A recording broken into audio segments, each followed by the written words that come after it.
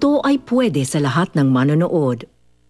Simula na ng mahiwagang adventure sa Alice Bungisngis and her Wonder Walis. Kapartner ang Speed Babad, Maggie Magic Sarap, at Bear Brand Busog-Lusog Family Cereal Drink.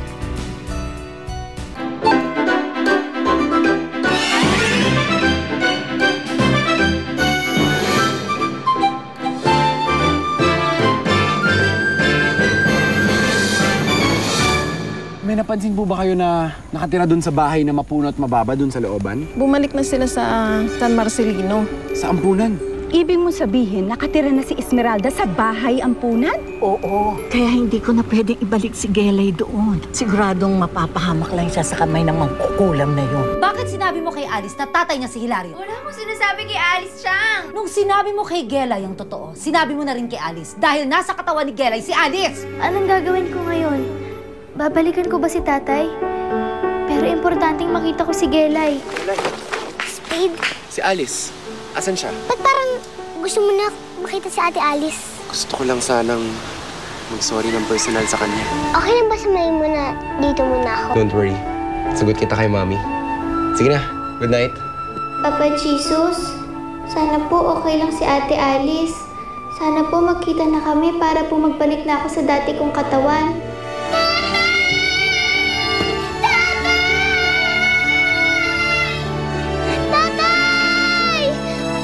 Babalikan kita, tatay. Babalikan kita.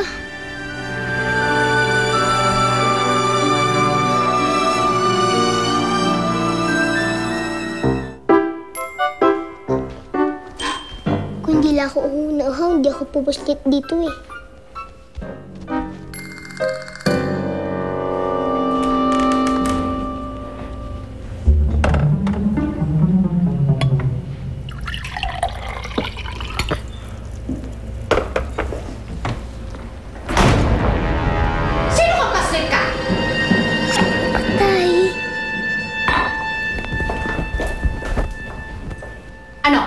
Tatanghod ka lang dyan? Sabi ko, sino ka? At sino nagpapasok sa'yo sa mansion ko?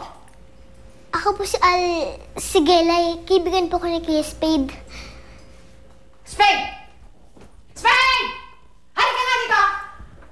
Oh, Ma. Gelay. Hello. Ano sinasabi ng batang ito na kaibigan ka daw niya? Ha? Totoo po yun. Galing po siya sa ampunan. Pinatuloy ko po muna siya rito. Gelay, anong ginagawa mo dito? Eh ano pa? Eh di pinapasok ng kapatid mo. Ginaya ka! Yung nagpatulog ka ng tao dito na hindi mo sinasabi sa akin. Por Diyos! Ano bang ginagawa niyo sa bahay ko? Ampunan? Nagkaroon po kasi ng misunderstanding si Miss Kasimsiman at si Gelay eh. Ibabalik ko rin po sa ampunan si Gelay. Dapat lang. Kayong dalawa, ha? Huwag niyo nang gagawin ulit to, ha? Huwag na kayong magpapapasok ng tao dito na ikakagulat ko! Magkakaroon ako ng depresyon! Ano ba nangyari, Gelay?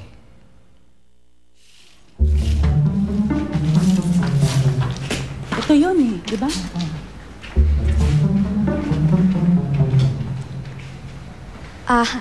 Anong sinisilip niyo dyan?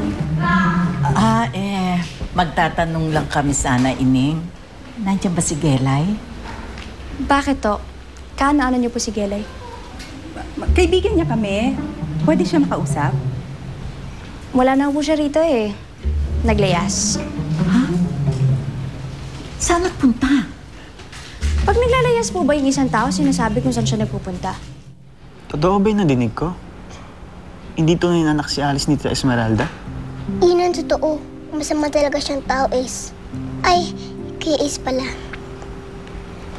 Hindi kung ganun, hindi pala totoo yung mga sinasabi sa kanya tungkol kay Alice noon. Anong sinasabi niya tungkol sa akin? Ay, kay Ate Alice pala. Na sinasabi niya gusto talaga ni Alice makapagiganti kay Spade. Na niloko niya lang ako. Kunwari lang pala siya mabait eh. Siniraan niya pala ako. Ay, si Ate Alice pala. At nawala ka naman. Sabi ko sa'yo, Kuya, hindi tamang sisihin natin si Alice sa lahat na nangyari. Kaya pala dali niya siraan si Alice eh. Dahil hindi niya pala tunay na anak ito eh. Pero bakit niya kailangan lokohin si Alice? Kasi may binabalak siya na masama. Kaya nga umalis si Ate Alice sa poder niya eh. Saan siya nagpunta?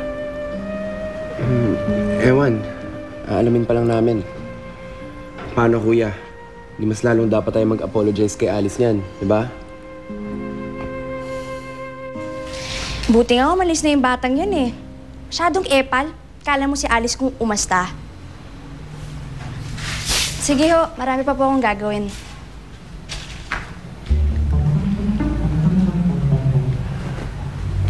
Panyeng, kung ganon, napunta nga si Alice kay Gelay.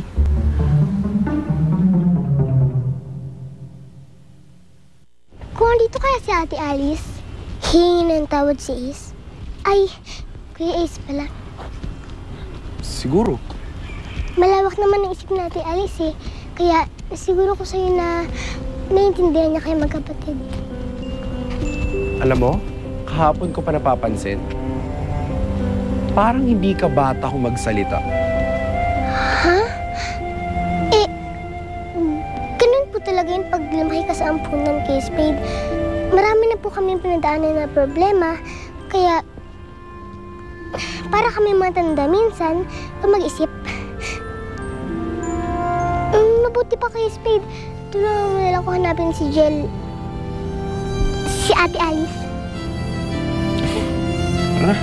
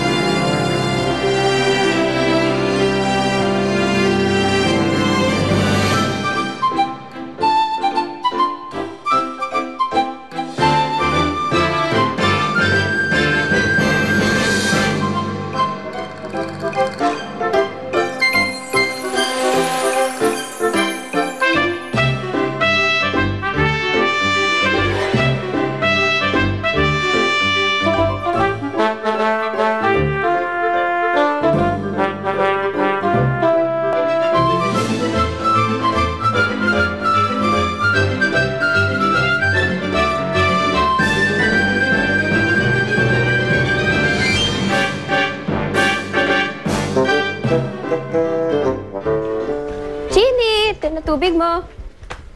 Ang cute mo naman. Kumakain ka pala dito. Gutom ka ba? O sige na, kain ka na. Parang kilala ko yung boses na yun, ah. Huwag ka mag-alala. Pagkatapos mo dyan, maglalaro tayo.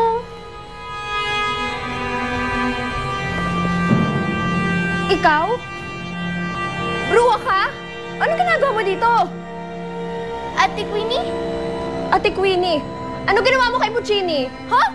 Wala akong ginawa sa kanya. Kapal na mukha mo. Paano ka nakapasok dito? Pinapasok ako ni Aling Andeng. Pinapasok ni Aling Andeng? Ginamin pa payaya ko, sinungaling ka. Ha? Ate Queenie? Huwag mo nga ako Ate Queenie, ha? Lumayas ka dito. Baka kulamin mo pa yung aso ko, eh. Alice, ikaw, mas ka dito. Huwag na huwag kang babalik sa bahay ko, ha? Ate Queenie! Kung report na lang kaya natin sa mga pulis para naman mapadali yung paghanap natin kay Alice. Talaga nag-aalala ka para kay Ate Alice, no, kay Spade? Oo naman. Naisip mo ba talaga lang lahat ng pag-insulto mo sa kanya? Tagal ko nang pinagsisiyan yun, Gelay. Sige, pinabatawan na kita. Ba't mo ko papatawarin? Eh, kay Alice ako may atraso.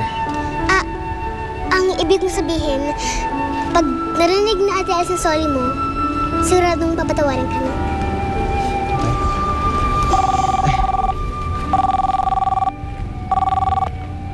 Oh, Queens. Alam mo ba yung Bruhildang Alice na hinahanap mo? Andito lang pala sa bahay ko. Ano? Oo. And guess what I did? O sige, pupunta kami ngayon dyan, ha? Spade? Hello? Gelay, si Alice na kila Queenie. Tara, puntahan natin. Oo, tara, dali.